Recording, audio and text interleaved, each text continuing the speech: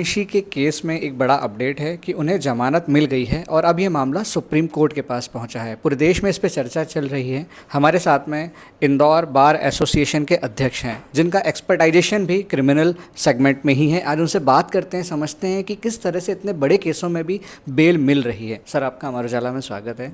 आज जो पूरी खबर आई है उसके बारे में आपको पूरा संज्ञान में है कि सोनम रघुवंशी को जमानत मिल गई है और सुप्रीम कोर्ट में इस पर बातचीत चल रही है। ये किस आधार पर दी गई है और इतने बड़े मामलों में इस तरह से बेल देने से क्या संदेश जाता है? इस पर आपका नज़रिया क्या है, वो बताइए। बिल्कुल निश्चित रूप से इस मुकदमे पर चूंकि जो एक्यूज पर्सन्स हैं और जो विक्टिम हैं वो इंदौर के ही निवासी हैं। केस चूंकि मेघालय में हुआ था, वो इंसिडेंट शिलोंग में हुआ था, पर इतना खतरनाक इंसिडेंट हुआ था कि उस पर पूरे देश की निगाहें थी।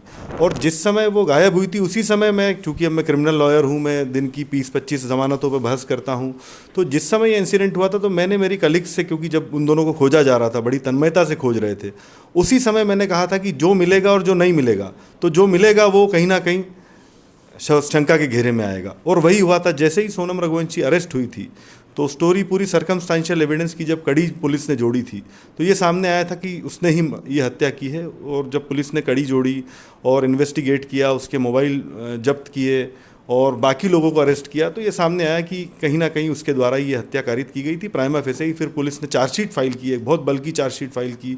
उसके बाद फिर इंदौर से भी कुछ लोगों को अरेस्ट किया कि किस फ्लैट में जाकर के वो रुकी थी, किस जगह उसने प्लानिंग की थी।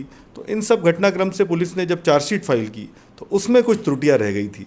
अब ऐसा मैंने मेरी ज़िंदगी में पहली बार, मुझे 17 साल वकालत के हो गए, मैंने पहली बार ऐसा देखा है कि टेक्निकल बेसिस पर किसी भी कोर्ट ने बेल दी हो।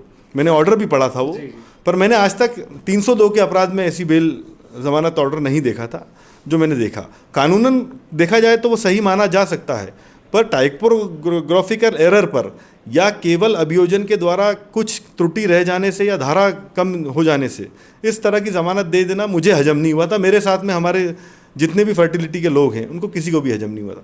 उसके बाद उसको चुनौती भी दी गई, हाई कोर्ट ने भी उसको सही माना था। अब सुप्रीम कोर्ट में माननीय न्यायालय के, उच्चतम न्यायालय के समक्ष ये मामला है। इसमें एक मामला ये भी सामने आया है कि सोनम रघुवंशी की तरफ से कि जब उनको गिरफ्तार किया गया, जब उनको जानकारी नहीं दी गई कि किस गुनाह में गिरफ्तार किया जा रहा है या उनको रिटर्न डॉक्यूमेंट्स भी नहीं दिए गए, तो उसको भी एक कमी मानी गई है। बिल्कुल, सीआरपीसी के बीएनएस के प्रोविजंस हैं कि किसी को भी अरेस्ट करने से पहले उसको पूरा संतुष्ट किया जाता है, उसको गिरफ्तारी के कारण बताए जाते हैं, गिरफ्तारी की रीजनिंग बताई जाती है, नोटिस प्रोवाइड किया जाता है। पर केवल ये आधार जमानत का हो सकता है या नहीं हो सकता है, ये वाकई चर्चा का विषय है।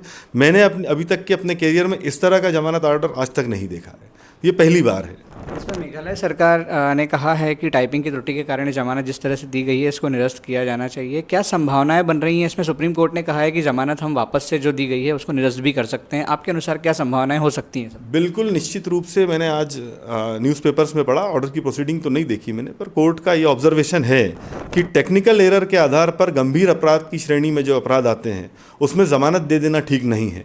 ये कोर्ट ने भी पाया है। तो अभी उसका फाइनल कंक्लूजन आना बाकी है। एक्यूज पर्सन्स की ओर से भी अभी रिप्लाई फाइल हुआ है। रिप्लाई में उन्होंने सारी घटना से इनकार किया है कि हम घटना में इन्वॉल्व नहीं थे। पर इस मामले में प्रश्न ये है कि कोर्ट ने मेरिट पर जमानत नहीं दी है, कोर्ट ने टेक्निकल आधार पर जमानत दी है। तो अगर सुप्रीम कोर्ट को लगता है कि टेक्निकल आधार पर ऐसे तो कल को बाढ़ आ जाएगी, अगर ये अपने आप में नज़ीर बन गया, तो कई बार ऐसा होता है कि पुलिस जल्दबाजी में होती है, अभियोजन जल्दबाजी में होता है, तो धाराओं की आगे पीछे लिख देता है। पर इसका फ़ायदा अगर सोनम रघुवंशी को मिल जाता है और सुप्रीम कोर्ट भी ये मान लेती कि नहीं उसको ज़मानत सही मिली, तो इसका एक बहुत गलत मैसेज जाएगा। चूँकि मैं डिफेंस लॉयर हूँ, मेरा पक्ष है कि आरोपी गण को बचाना, पर फिर भी अगर देखा जाए तो इससे पीड़ित पक्ष कहीं ना कहीं प्रभावित होगा, ये मेरा मानना है। हमारे साथ मनीष यादव जी हैं जिन्होंने बहुत ही स्पष्ट रूप से ये बताया कि इस तरह के मामले नज़ीर ना बने, इसलिए सही समय पर इसमें सही तरीके से एक्शन होना चाहिए। मैं अमर उजाला से अर्जुन रिछारिया, नमस्कार। अगर आप ये वीडियो YouTube पर देख रहे हैं तो हमारे चैनल को सब्सक्राइब कर बेल आइकन दबाएं और Facebook पर देख रहे हैं तो हमारे पेज को लाइक करें।